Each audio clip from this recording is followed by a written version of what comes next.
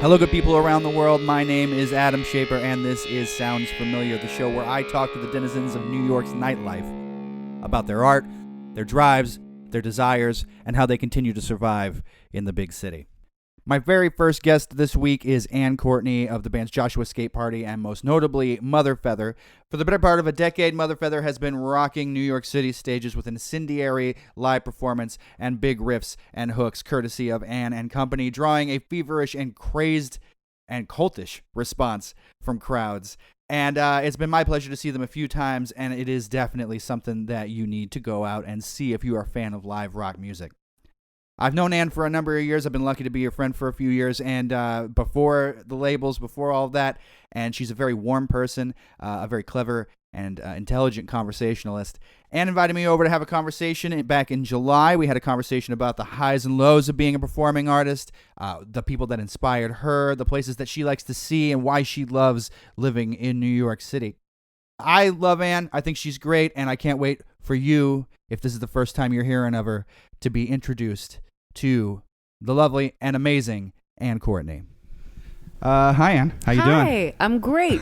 I'm here with Ann of Mother Feather and most recently Joshua Skate Party as well. I really loved, you said something, so you had your first show with Joshua Skate Party a couple weeks ago now? It was a week ago Tuesday. Has it been a week? Okay. Time this flies. flies by. Yeah. At Mercury Lounge, which has become like my favorite place to see shows. Oh, cool. Yeah, it's very close to my house. Oh, wow. But you said in the middle of your set, and you were characteristically witty, as you normally are between songs. Although I could tell you were, it seemed like you were a little nervous, which is fine. It's the first show. I tried to lean into my nerves. It's the first. Well, I'll ask you that in a second. But you said something. You said that people ask us what the impetus of this band is, and you said that your husband told you that it was, well, we're all gonna die. We're gonna be dead soon anyway. Well, yeah, something that Josh always says is, we'll all be dead soon. So. Yeah. So why that is a wonderful sentiment, even though it doesn't sound like it. But it's a hard one to live day to day. It's an important thing to keep at the forefront of your mind. Sure. So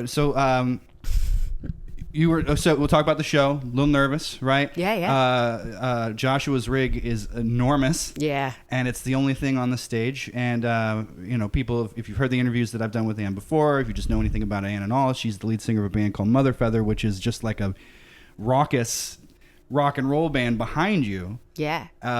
What do you think the difference is? Like, how did that feel different? Did you feel more like exposed on stage without all that behind you?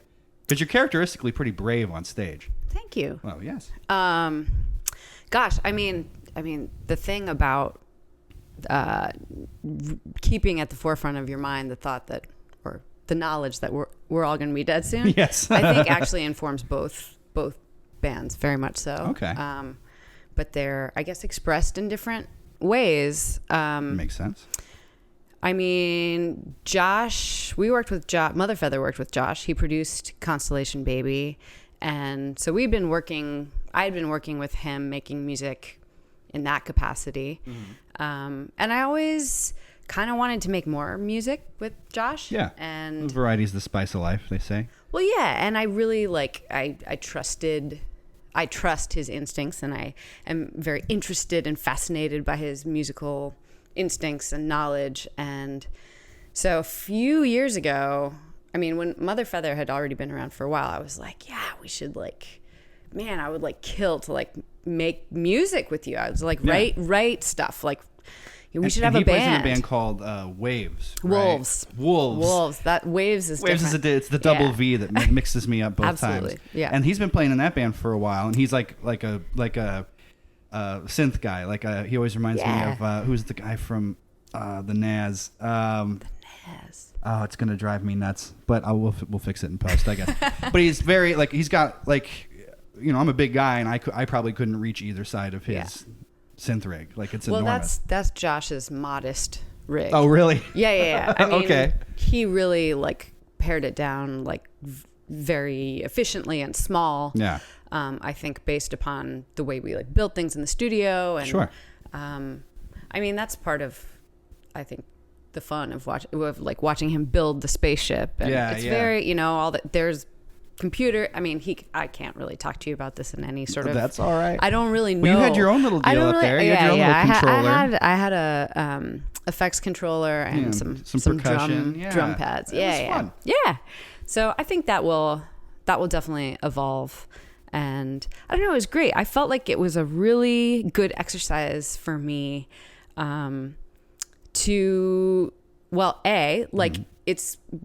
remembering what it's like to start a band again, because I already, it's so much work. Yes. And it's a lot of emotional work. Like you got to get yourself in a. Let me ask you this: is it kind of like a rediscovery of yourself? Like, did you learn anything new about yourself in the process? Maybe. I think it maybe gave me some reminders that I needed. Okay. Yes, I'm constantly needing to be reminded of this stuff. That it's good to take risks, and I don't know. I just really I love this music, and it's such a it just doesn't really work in the context of Mother Feather, right. But I really think that those bands coexist, and it's a different flavor. Yeah. That you can kind of, because it's not like you're just one. Nobody's just one thing. Yeah. So you get to be a couple of things. Yeah. In kind of your wheelhouse, and there are similarities in the songs, because it is you. Mm-hmm. So definitely. Go ahead. No, please. Well, I mean, one thing that people are always trying to ask me about my character, my persona in Mother Feather, and it's just not it's not. It's just me turned up a little bit. Yeah. I was listening to. Do you know who Ron Funches is? No, but he's a very funny comedian. Okay. And he has a show, his own podcast called Getting Better. Better. He's a very interesting guy. Funches. He sounds like a genteel Southern woman.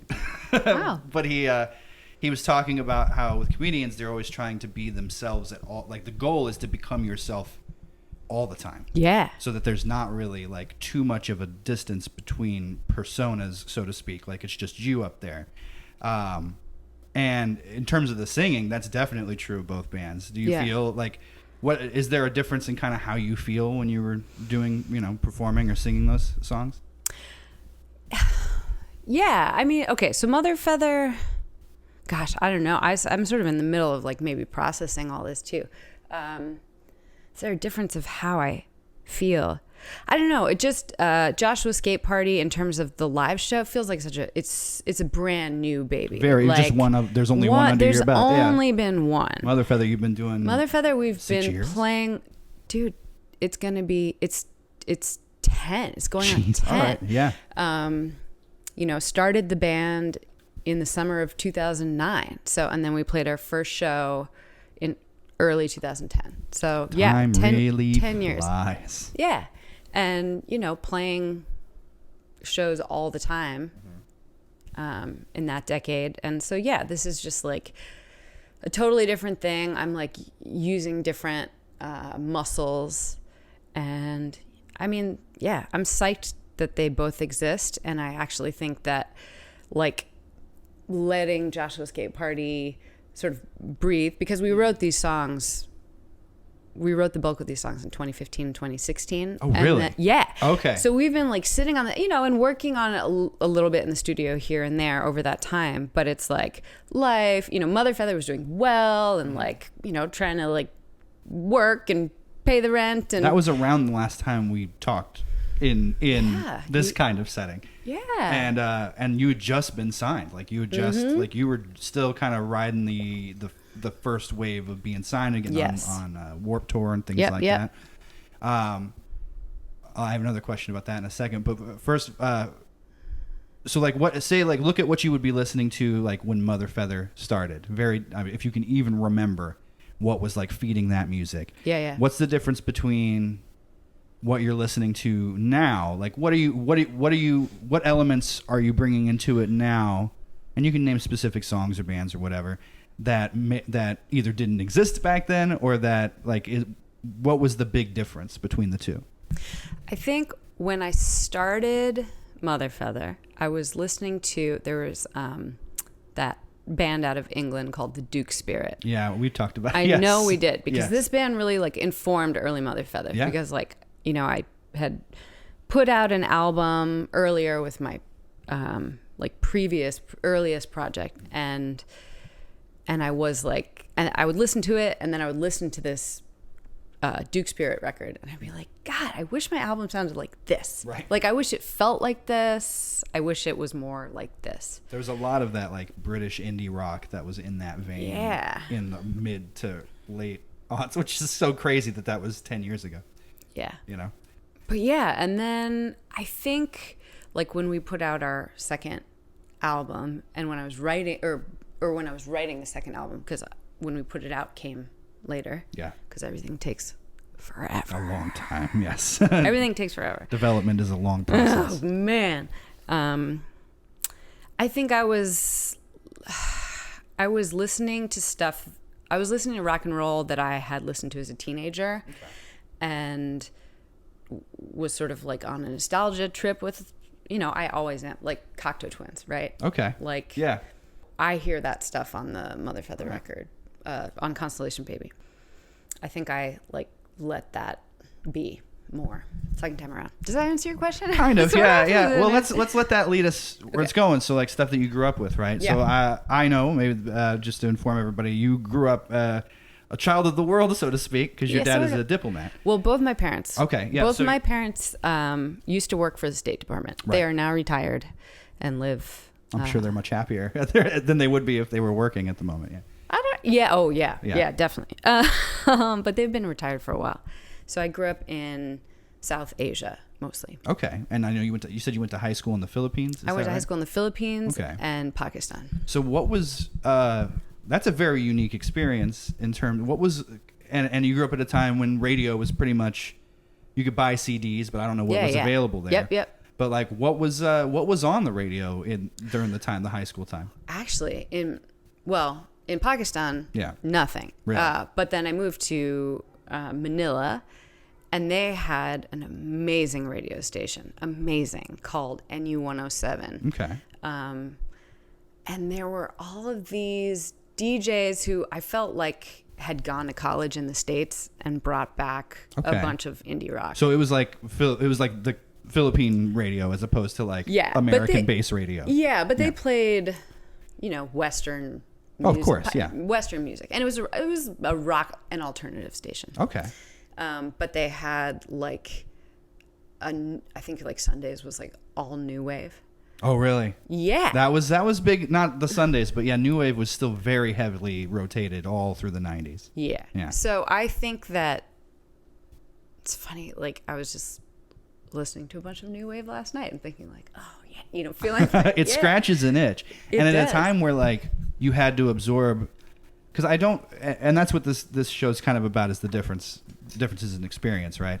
So like growing up when we did, the radio was what you heard. So like there was a lot of incidental, is that the right word, music that was just around you all the time. Yeah. And so what was the thing that kind of struck you the most at that time? Like what was the real the new wave, you said, which clearly comes out in Joshua's Skate but that Party. was at that point, that was old, you know, that was old music. That was a decade old. Yeah. But yeah, like indie, it was like 90s indie rock. And yeah, you know, Smashing Pumpkins were just everywhere. And it was pre goth album for them, right? Yes. Yeah. Yep. Yeah.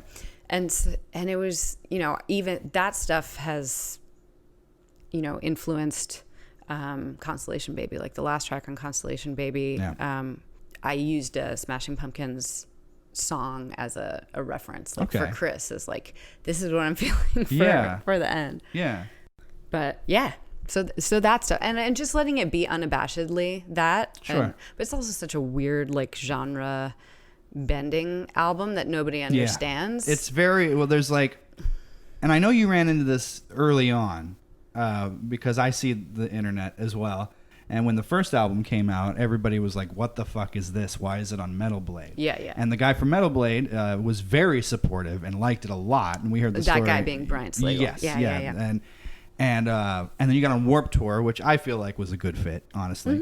Yeah. And then when the second record came out, I remember being like, well, this is a little different, because you had songs like I can't, forgive me, the title track is very much like an airy, almost like kind of like a club ballad of what you hear now.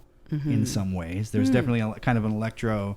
And now that I know that Josh produced it, I'm like, oh, okay, yeah. You hear some through lines. Yes. Yep. Yes, definitely. And what was the reaction? Because the record came out this past November, and this is going to air after your vinyl release show, which is releasing on vinyl here very soon. What was the difference in reaction, do you think, to the second record from the first record? Because there were some skeptics at first. Do you still have to deal with those people, or are there a lot more? Yeah, definitely. Well, I hear from our fans. Sure. Who love it unabashedly. Yeah. And, I can get I love get nerdy with the music and want more, content. Like we have these amazing, Ukrainian fans. Oh, really? Yeah. They've never seen us live. It's internet only. Okay. But these young Ukrainian fans who are so interested and sweet, and sometimes I'll send them a rehearsal version of some really? rare B-side shit. Sure. Just to give them, just to interact. I'm like, you know what? You're the best, because you're a real fan and you will appreciate this. And I'm not really excited to go and just beg someone for their attention or their feedback, especially because we have so many choices. Well, it's also counter to the message of the band, the philosophy that you've explained to me that you bring to it, which is kind of of empowerment and yeah, you can do it. You can do this stuff. Just, it's all right. Yeah. And to go and be but pay attention to me. It doesn't, kind of it would undercut it. I will. And but pay attention to me is basically what every musician has to be doing. If you want to promote your shit at all, it's kind of the point. It's not the point, but it's a sort of you have to do it. It's the delivery system, right? And it's your promotion of your music or your band is not the music itself. It's not you as a musician, but it is part of your work to do. Sure. So unfortunately, that promoting yourself is part of it. Anyways, that's hard to do. So you did Warped Tour, and this was what year? That was 2017, 2018, right? 2016. Has it? Oh God! All right. and the thing that really struck me about that, watching your videos and stuff, is all the missives from the road. Yeah. Was that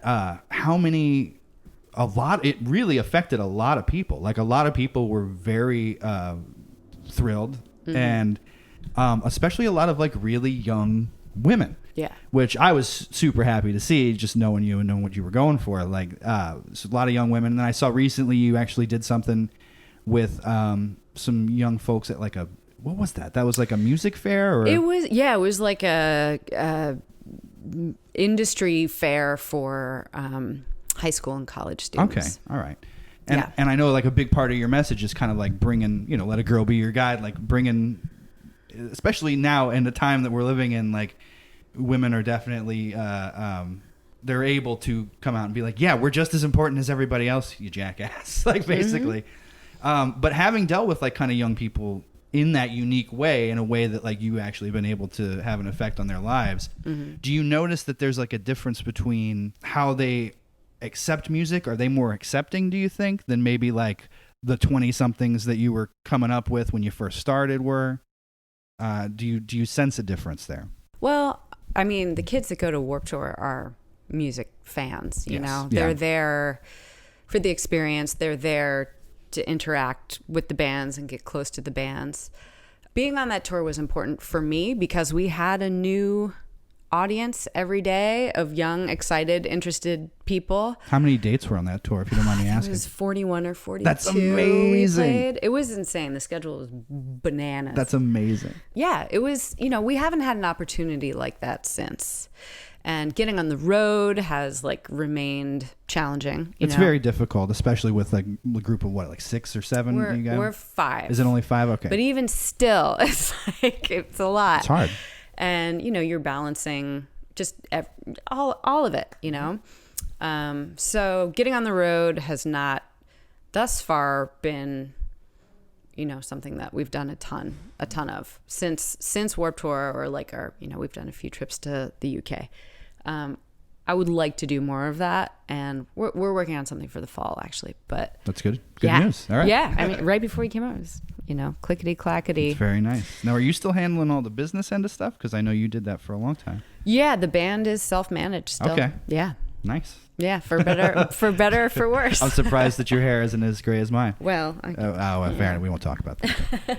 So let me ask you this. Yeah. Right. So over the last 5 years that we've known each other, you know, right when I met you, you were self-managed. You'd put out an EP on your own, and like Metal Blade was still like to come. Yes. Hadn't shown up yet.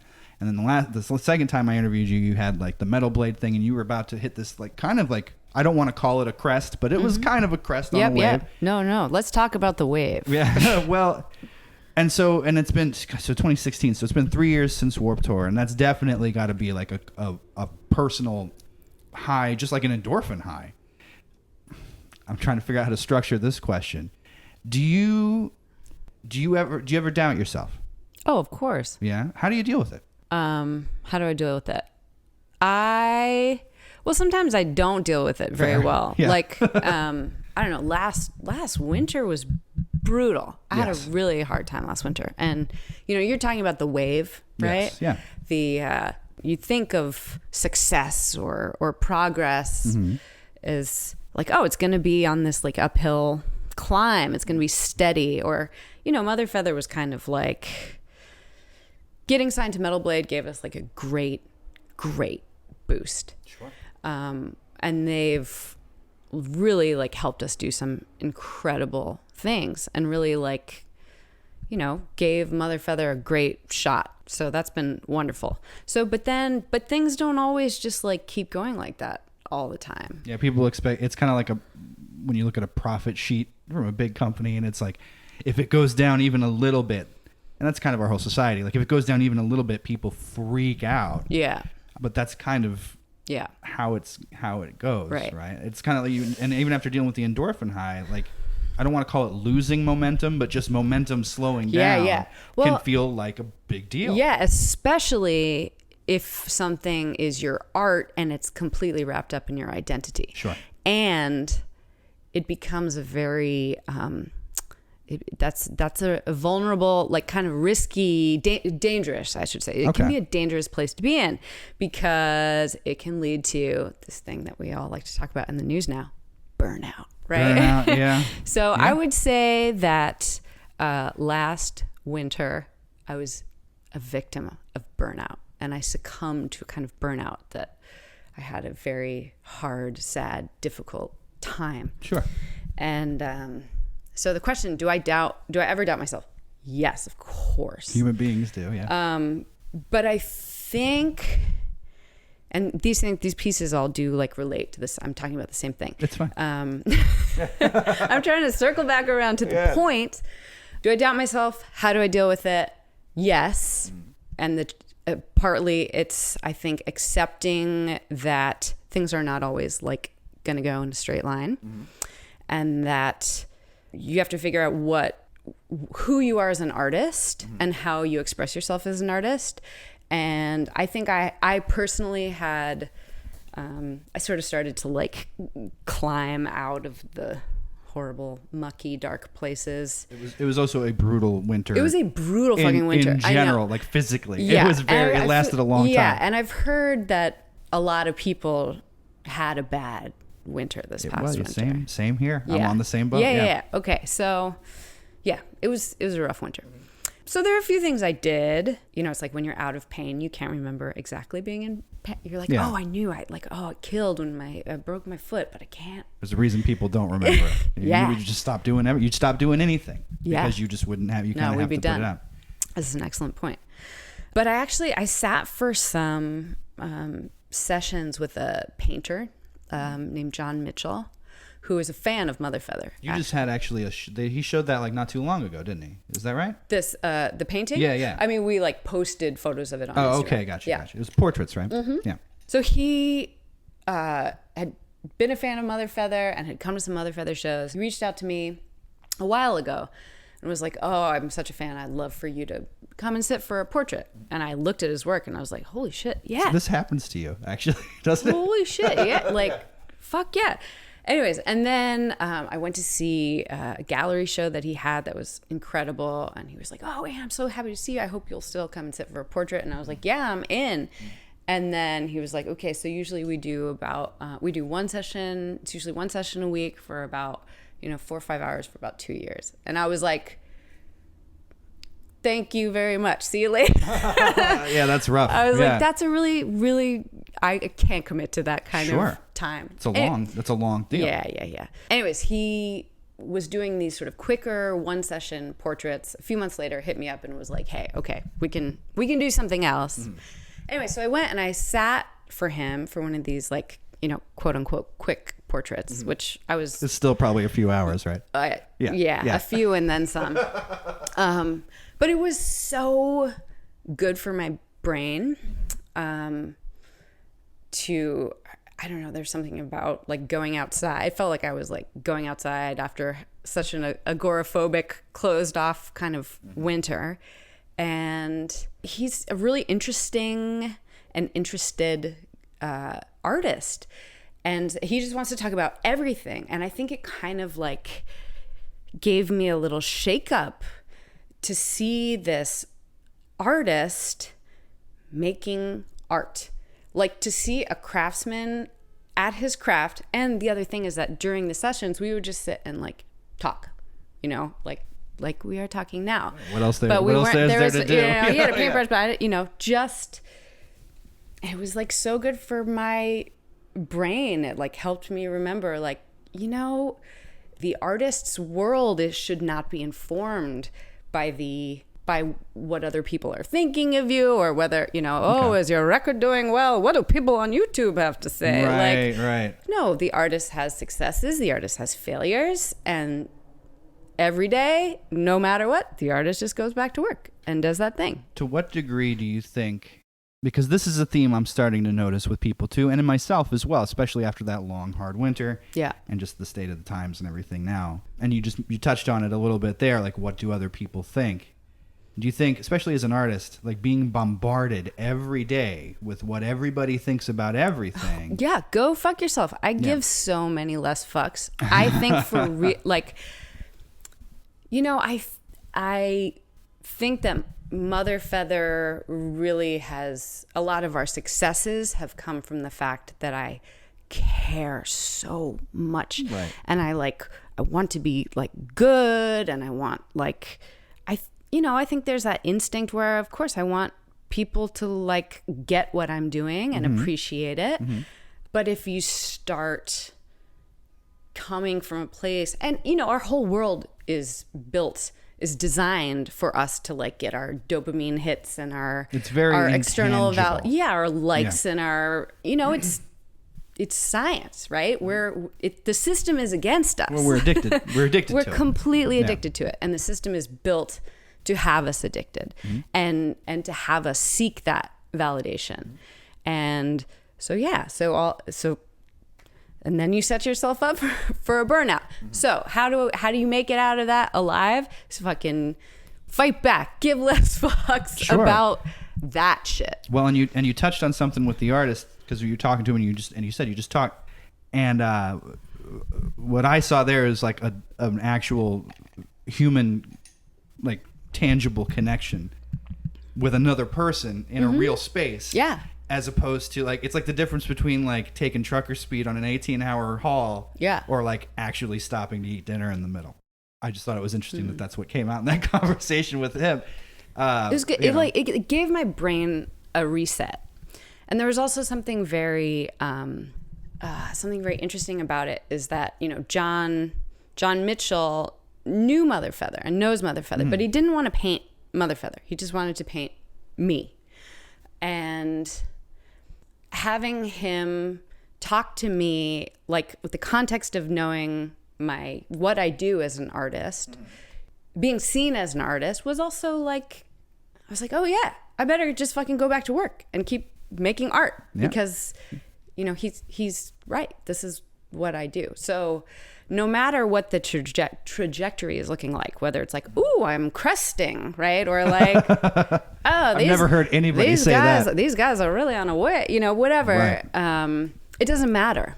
It actually doesn't matter. So success, or failure, it's you just have to do it. You just go back to it, right, and keep doing it. Because if you don't do anything, then and I think a lot of people are like that right now. Like they get frozen.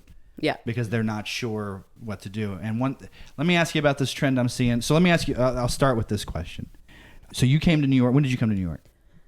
1999. So you've been here 20 years. Yes. Nice. I know. It's a lot of I'm having a lot of different decade kind of moments. I had the 20-year high school reunion this year. Yeah.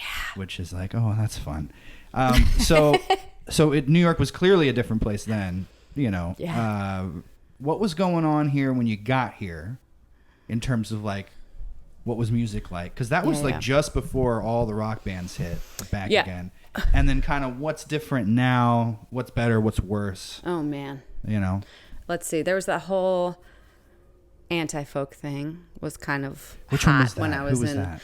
Anti-folk was like Regina Spektor, and she came out of she's sort of like the biggest story out of that scene. And she was here. Yeah. Okay. Like Sidewalk Cafe was kind of that. Right. Which just closed recently. Really? Yeah, I think so. I feel like they close every once in a while. They always like come back from right. A lot of places have been closing recently. Yeah, so there was that whole thing was happening. Oh, the Moldy Peaches. Do you remember Yes, that? I remember the Moldy Peaches very well. They were on like every soundtrack in a movie for until 2005. Mm-hmm. Yeah. I knew the Moldy Peaches before they were. All right. Yeah, and then of course, the Strokes. Yes, happened, that was, and let's see, we were seeing. And what was the other one that came out? Turn Out the Bright Lights. Or Interpol. Interpol and Yeahs all came around that same time. Yeah. Yeah. And then, so the question was then versus... Yeah, just like in your actual personal experience. Like, so what was the difference between walking into a club in 1999 and then kind of the difference between walking into a club now as a performer or even as a spectator? Like, what's difference is cigarettes and vaping. Yeah. I mean, it's weird, actually.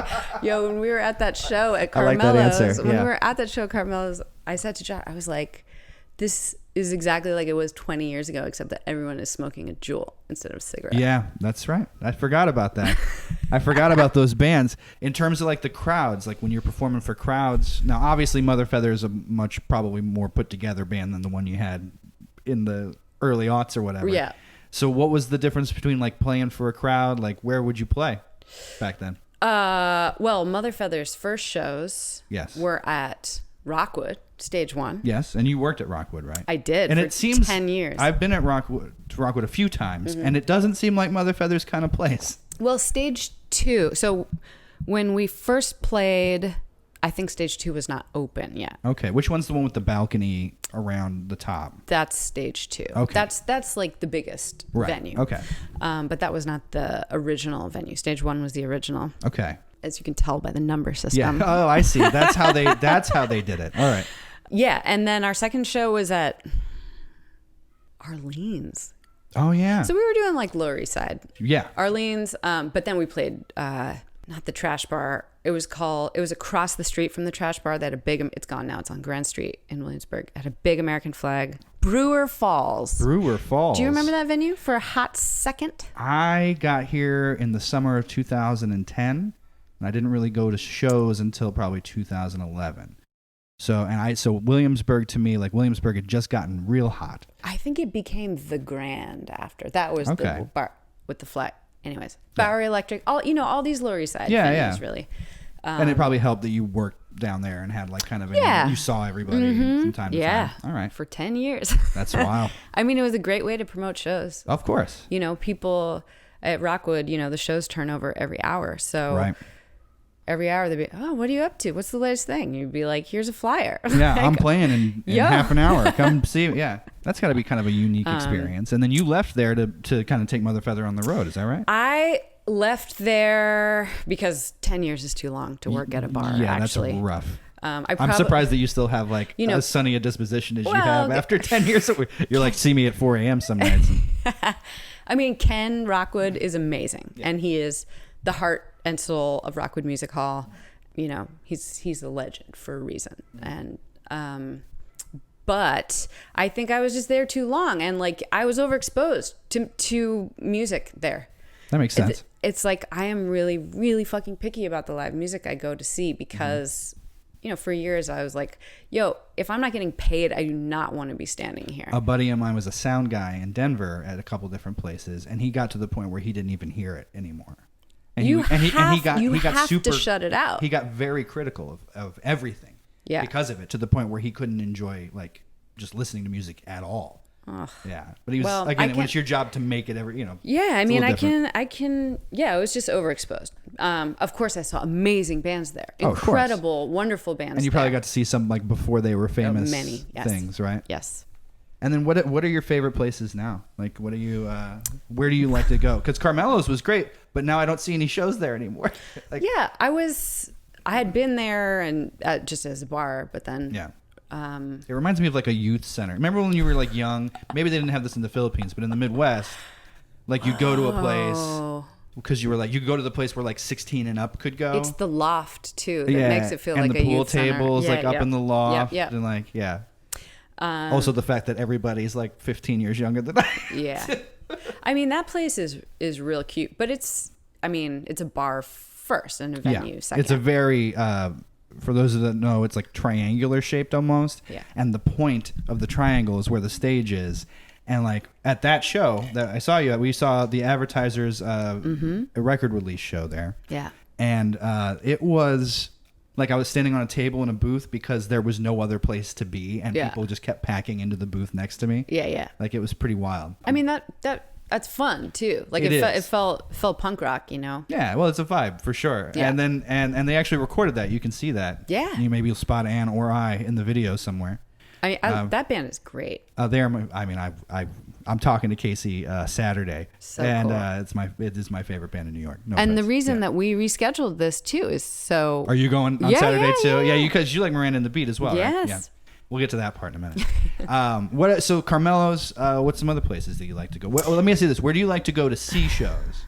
Where's your favorite places to play shows? Okay, here's the thing. Tonight I'm going to check out a show at the Sultan Room, which I have. Yes, which is where where we're having our vinyl release show. So when the Booker James hit me up a few months ago about this venue that they were opening, and did I want to come see it? I didn't have any expectations really, and then I went and saw it, and I was like, "Holy shit, this room is so mother feather!" Really? So I'm going to see a show there tonight. All right. After which, I'm going to go see Liza Colby. I'm wearing her shirt right now. Yeah, it's a stacked night. But that's fantastic. It's fun. It's actually, oh man. So do you find yourself going to more shows like the older you get? No. No, it's always been. I think I'm just. Like it. So you were burnt out for a while. Oh, from yes. Rockwood. It's like, when did you kind of rediscover it? So I have to say that at that Carmelo show that we were both at, I was like, yo, well, I've been like crying in a corner, like in the dark. There's this like beautiful, healthy, thriving rock and roll scene. It's really great right now. It's so exciting. Yeah, it's really fantastic right now. Holy shit. Like, and it does breathe life into you, kind of, for sure. Like whether you perform, because I used to play in rock bands, but this leads me to my next question then. Yeah. What was that first? So for me, it was going to punk rock shows in St. Louis, and you know, having to put the X on my hand and the whole deal, and that kind of like feeling of like, I'm not supposed to be here. Like, how did I get? It's like I snuck in. Yeah. Now, what was like the rock and roll like live club experience that kind of did that for you?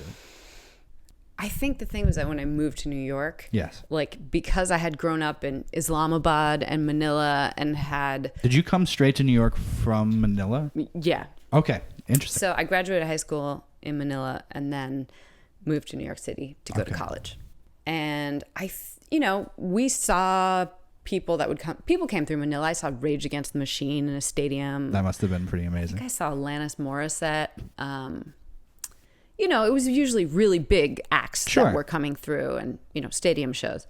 But I would like read, my mom had a subscription to the New Yorker and, and the goings on about town. I was always like, or looking at the show listings and just like dreaming of what all this cool shit that I was missing, you know? Yeah. And so when I got to New York, I was like, fuck it, I want to do everything. Like, Okay.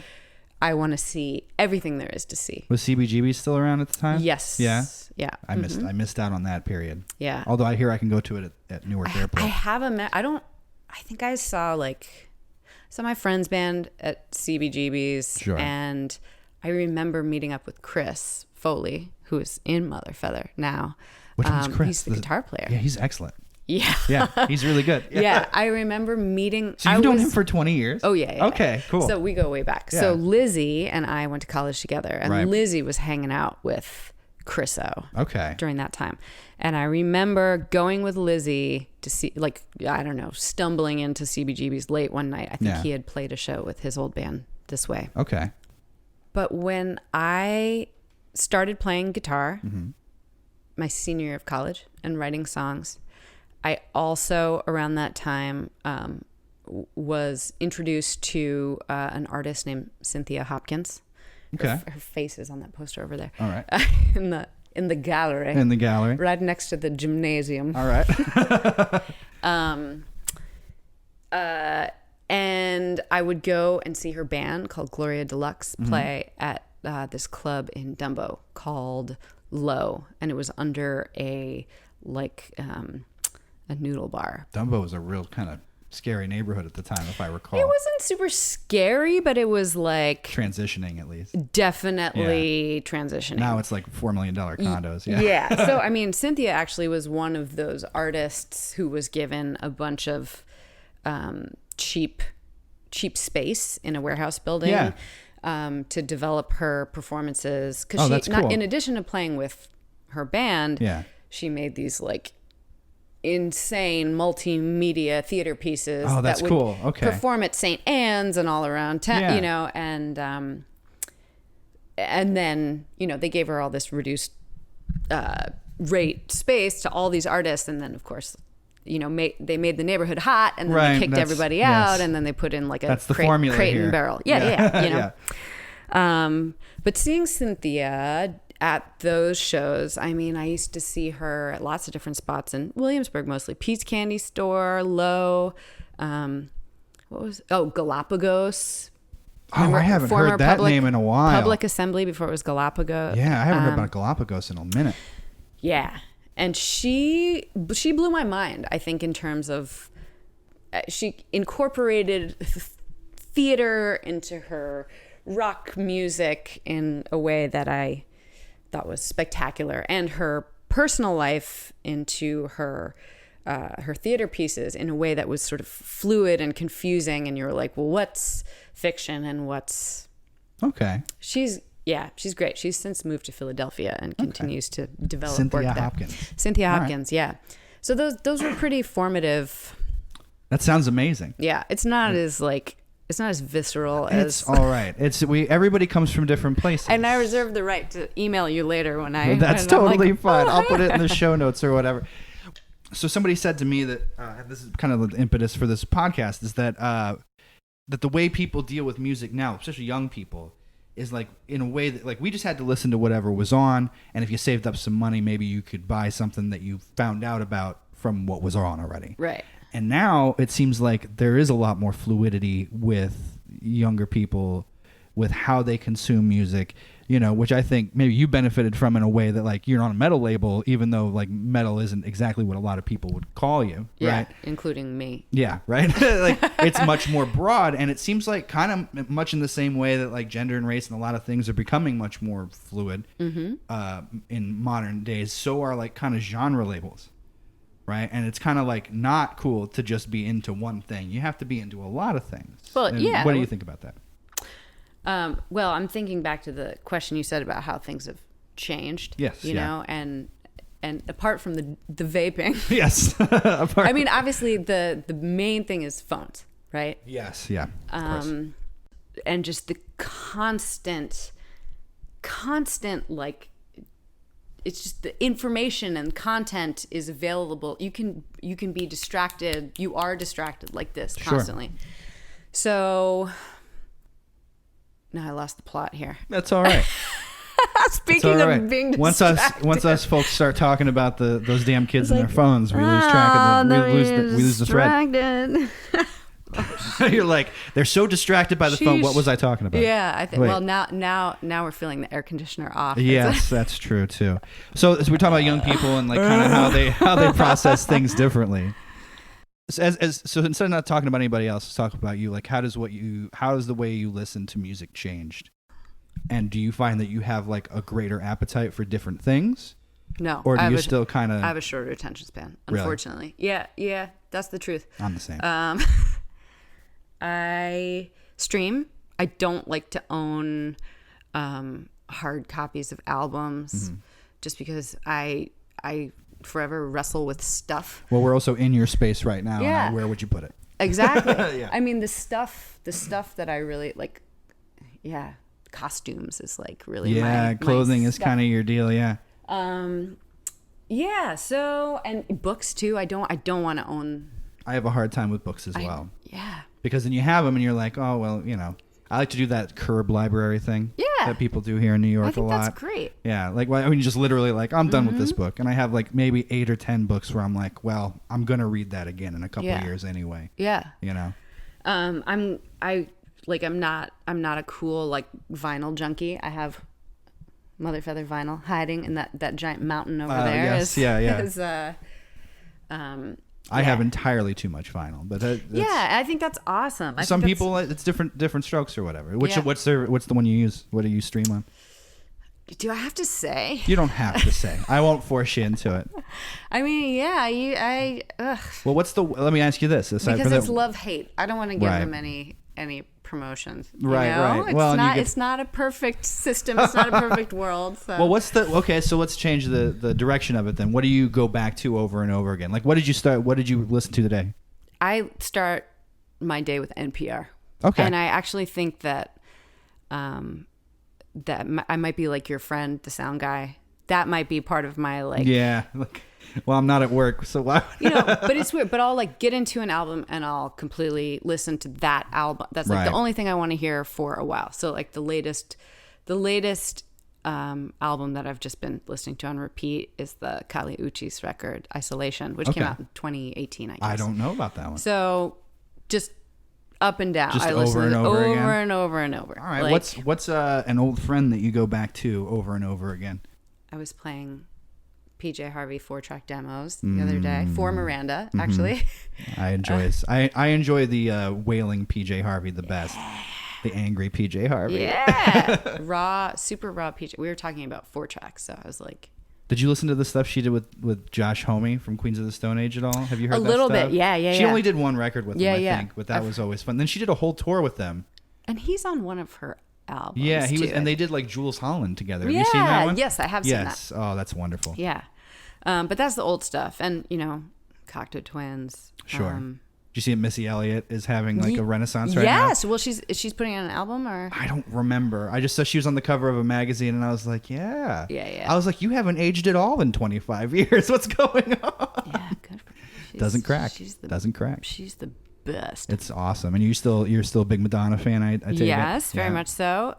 She put out a recent one too, right? Yes. She just put out a record, which I haven't really super checked out yet. Well, time becomes much more of a priority the older you get too, I've realized.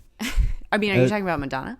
In general, like it used to be I'd be like, oh, I'll just check this out right away. And now I get emails I'm sure with you're records. Inundated. I mean, It's and like I like maybe half of it, but then I just don't have time. Yeah. To listen. Like listening it takes time. It takes a lot of time. So like I walk places and I do dishes and I do that, and sometimes I don't want to listen to music anymore. Yeah. Because you can really wear yourself out. Sometimes you want your brain for yourself. Yes. Now let me ask you this: with all this fatigue and information fatigue and so much coming at us, you still go to live shows. You're still into discovery. What's a recent discovery that you've made? So I finally got to see Surfboard the other night. I've heard a lot about Surfboard. So I was like, holy fucking shit. Yeah. Like this band absolutely lives up to the hype. Where'd you see them?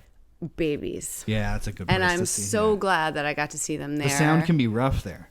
I mean, okay, so it was an electric show. And I was like, Danny Miller, like, she is a star. She has... This is the singer for Surfboard. And they're local, right? Like, they're from here? Yes. Okay. Well, I think the dudes in the band are from Texas. Okay. But I think they formed That's like her here. thing. Okay. She has the thing. You know how people always talk about it. Right. And you can't really put your finger on what it is. Yeah. It's just, it makes you... This is the way I put it. It makes you feel something. It like takes, it like grabs something in the middle of your chest and shakes it around. She is it. That's she amazing. has it. She is so magnetic. Okay. She's like a, you know, the makeup is like the Fabulous Stains, you know, ladies and gentlemen, that 80s cult punk movie. With it's like the first Diane Lane. Is it like Laura that crazy, Dern. like purple? Yeah, it's like the sort of the spiked. I mean, anyways, but I mean, whatever. Makeup aside, the band is. She's like a magnetic, demented clown on speed. It's great, and the band is fire. Like, yeah, Babies. It was insane. I mean, I brought my friend, and she was in the pit. She took off her earrings and was like, oh yeah, fighting the patriarchy with her elbows the whole night. And I was like, I'm gonna stand back because I don't want to boot in the face, but I actually really want to see this show. Like, I want to like drink it in. It was awesome. I love stuff like that. The advertisers is like that for me. Like that's why. That's like saw Casey for the first time, and I was like, what's happening to me? Well, yeah, and the thing I really like about advertisers is not only is like Acacia a remarkable front woman, her voice is unbelievable, and Casey's, you know, like incredible. The whole crew, they're like an ensemble. It's insane. Yes. Yeah. They have songs. They have good songs. Songs. And I think, like, have you noticed, like, hooks are coming back finally? Thank fucking God. I know. It's like I can only handle the jangling so much, and like with a lot of the psychedelic music that I've been into over the last few years, like it's starting to get dull because I'm like, oh. Have you heard of Carolyn Rose? No. So there's an album by Carolyn. Her name's Carolyn Rose. She's on New West Records. And the name of the record is it's not Loser, or it's like something like that. It's her with a bunch of cigarettes in her mouth. Yeah. And I think you would really, really, really like that record. Carolyn Rose. Yes, she is something else. I'm gonna check it out. That's what I like. It's all about sharing. It's all So we're about ready to wrap up. So first of all, thank you so much, and it's wonderful to see you again. Well, thanks for supporting me for all these years. I know it doesn't. I didn't realize it had been all these years this point. For my ups and downs, and just through it all. I told you the first time we met. Keep doing what we do. I'm yours for life. So yeah, no, and the reason I asked you about doubt and stuff like that is because I think it's interesting, and I've always looked at you as kind of a very positive and like uplifting person. It's this hard one. And it is hard one. It has been a hard one. Yes. And it's difficult. And I'm not saying that you aren't, but that was always you were always just kind of like, well, just do it. Just do whatever. Like, just do your thing. And I just want to tell you, I appreciate that. Thanks. And I'm sure there's about not to equate myself with hundreds of middle school girls, but I'm sure a lot of girls in 2016 felt the same way, where they're like, wow, maybe I can do. That's amazing, you know. So put that in your, that little feather in your cap or whatever for those long winters. Thank you. And let me just ask you one more thing. Yeah. So you came to New York. You wanted to be a part of it. I want to be a part of it all. All the time. I'm moving to New York City, the Big Apple. What keeps you here? This is my home. I don't have anywhere else to go. Yeah. Also, have you been to the rest of the country? Yes, I lived there. Fucked up. Yes, and I feel very much the same way. It's like if you're the other nice thing I like about it is like the cream kind of rises to the top. So even if you're like a middle of the road band in New York City, like you're like there's always lots of things you can see, and if you don't like what you see one place, then go to the next place and you'll see. I think that's true, and there's so much stuff happening all the time. It's like it's so hard to get there. So many good things like that. Yeah, the bills are always that's the double booked, triple booked. I remember once seeing one that was like 10 bands, although they don't really do that anymore, which I'm thankful for. And then what's a little piece of advice you'd give to folks who want to come to New York City or who are trying right now to make what has your experience taught you? Good luck, my friend. It's no, I don't know. I'm not in any position to give really any. I don't know. Hang in there. Listen to your heart. I don't know. Like, don't be a jerk. Like, participate and be part of it, because you can be. Like, I guess is that some good advice? When I was your age, it makes 100% sense to me. So, Ann, thank you so much. Thank you. And we'll talk to you soon. And you can get Constellation Baby on vinyl starting August 3rd, right? Yeah. You can buy it at our show on August 2nd. Right, August 2nd. Yeah, come to that. Well, this will probably be out way after. I'll be out after, but I'll be there. And we'll have hopefully we'll be all sold out of That's our right. physical copy. That's right. You'll be on the third pressing. Yeah. And thank you so much. Thank you, Adam. So that was Ann Courtney, everybody. Motherfeather and Joshua Skate Party. Motherfeather has an album out right now, Constellation Baby, out on vinyl on Metal Blade Records. You can pick that up on Bandcamp as well. All the links are in the show notes, along with links to various Motherfeather ephemera, and all the bands that Ann mentioned during the interview are there as well. Remember to go out and support local music, support your local scene. Here in New York City, we've got a vibrant one, a great one, something for everybody. Don't let some corporation or some algorithm tell you how to think, feel, how to ingest your culture. You can make that decision for yourself, and I encourage you to do so. Thank you so much for joining me this week. Next week, I've got two cousins from South Brooklyn, Cinema. They've got a new album coming out soon. Check out my interview with them next week. In the meantime, if you like the show, like and subscribe on YouTube, on iTunes Podcasts, on SoundCloud as well. And you can find everything involving this show and all of my other projects at freelancefiends.com. That's freelancefiends.com. You can follow along with everything there. Sounds Familiar is a Freelance Fiends production, produced, hosted, edited, and much else by me. Closing music by Nick Martin's Farm Jazz Orchestra. Thank you so much for joining me. I'll see you next week. This has been Sounds Familiar.